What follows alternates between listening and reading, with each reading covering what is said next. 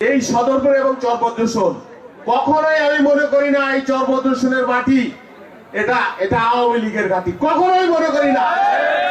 একটা শূন্যতা এখানে আমাদের ছিল যে একটা স্থায়ী নেতৃত্ব, একটা যেই নেতৃত্ব এলাকার মানুষকে সুখে দুঃখে সবসময় তাদের পাশে থাকবে, তাদের বেদনার অংশীদার হবে, তাদের নেতৃত্ব দিবে, সবসময় ঘাটতিটা ছিল।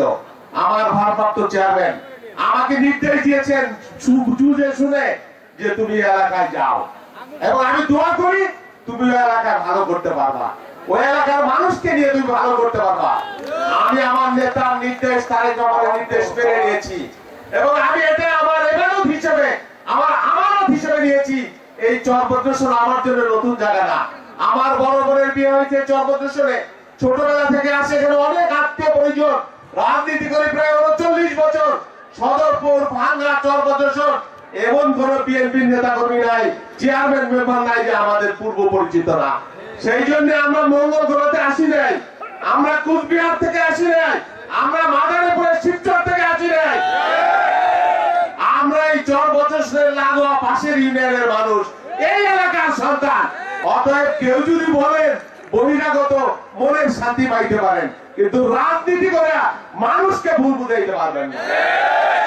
আরেকটি কথা, এই যে আলমগীর কবিরের কথা বললাম বা এই যে নেতা কর্মীদের কথা বললাম, রাজনীতি আমার ধ্যান, রাজনীতি আমার জ্ঞান, আমি সাধনা। এই রাজনীতির জন্য জীবনের ঝুঁকি নিয়েছি, 138টা মামলা খাইছি, জেল খাচ্ছি, রক্ত ঝরাইছি। কখনো কোনদিন শেখ হাসিনার চোখে চোখ রেখে কথা বলেছি, এক বিন্দু ভয় পাই না আল্লাহ ছাড়া, কাউকে পরোয়া করি না, কাউকে ভয় পাই না, নেতা কর্মী ছেড়ে কোনদিন পালিয়ে যাই নাই, আমার চরিত্রে নাই। আমি একটা সাধারণ কৃষক পরিবার থেকে এসেছি, আপনাদের মতো পরিবার থেকে এসেছি। আপনাদের দুঃখ কষ্ট কি, আপনাদের বেদনা কি আমি জানি, আমি সেই পরিবার থেকে এসেছি। আমি আমার কর্মীর দুঃখ জানি। কোনদিন কর্মীকে নিজের পরিবারের সদস্যের উপর নিচের স্থান দেয়, কে আমার পরিবারের সদস্য, কে আমার কর্মী, কোনদিন পার্থক্য করি নাই।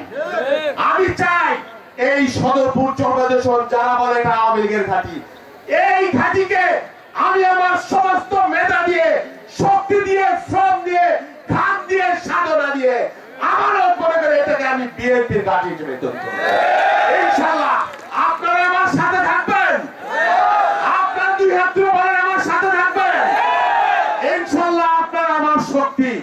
আমি বিশ্বাস করি আমার নেতা তারেক রহমান যে আমানত আমার হাতে দিয়েছে, সেই আমানত সুরক্ষা করা, সেই আমানত বৃদ্ধি করা, এটা আমার একটা ইমানি দায়িত্ব। সেই জন্য আমি পালিয়ে যাব না, আমি লুণ্ঠন করতে আসি নাই, আমার প্রয়োজন নাই।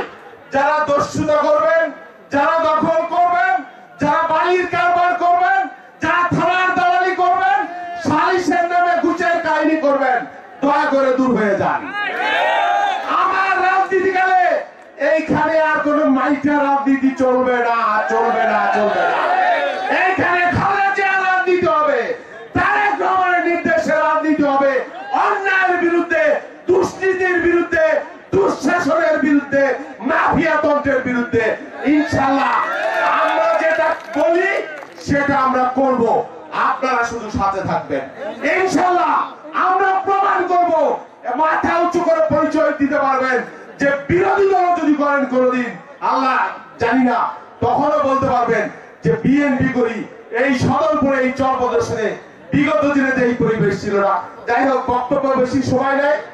হ্যাঁ, আমি যেটা বলবো যে আমি এই সদরপুর চরপদ্রসনে এই অঞ্চলের একজন হিসেবে, আপনাদের ভাই হিসেবে, আপনাদের বন্ধু হিসেবে আপনাদের পাশে থাকতে এসেছি। আপনাদের পাশে থাকবো আমার সাধ্য অনুযায়ী। আমি রাজনীতি কর্মী, আমার সকাল শুরু হয় মানুষ নিয়ে, আমার রাত শেষ হয় মানুষ নিয়ে, মানুষকে নিয়ে আমি থাকি, মানুষের কাজের জন্য চেষ্টা করি। আপনারা যদি আইবার নির্ভর ইনশাআল্লাহ আমার কথা শোনেন, আমার সাথে থাকেন, ইনশাআল্লাহ এই আসল থেকে আপনারা ধানের শীষকে এবার বিজয় করতে পারবেন, আমি বিশ্বাস করি। এবং এই বিজয় ধারাকে শুধু একবার বিজয় করলে হবে না, এটাকে অব্যাহত রাখতে হবে আগামী দিনের জন্য। আমার নেতা তারেক রহমান বলেছেন, দুর্দিনে যিনি চরিত্র হারান না, সুদিনে যিনি পালিয়ে যান না, বা দুর্দিনে যিনি পালিয়ে যান না, সুদিনে যিনি চরিত্র হারান না, তিনি প্রকৃত জাতীয়তাবাদী। মনে রাখবেন, ষড়যন্ত্র শেষ হয় নাই, অনিয়ম থেকে শুরু হয়েছে। নির্বাচন হলে বিএনপি ক্ষমতায় আসবে, অতএব নির্বাচন এখনো হওয়া যাবে না। সেই কাহিনী কিন্তু ঘুরে ফিরে এখনো চলছে। ইনে বিনিয়া ওই সব ফলাকলা চলবে না।